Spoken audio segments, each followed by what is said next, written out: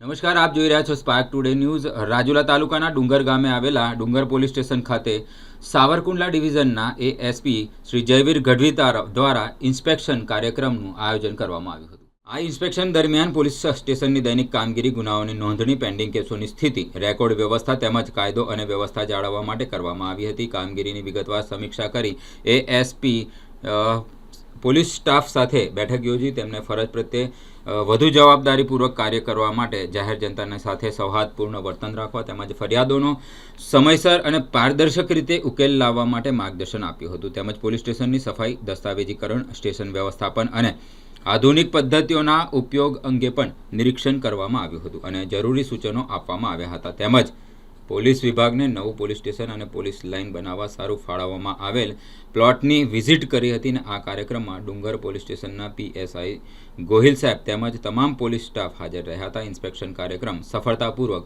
પૂર્ણ કરવામાં આવ્યો હતો।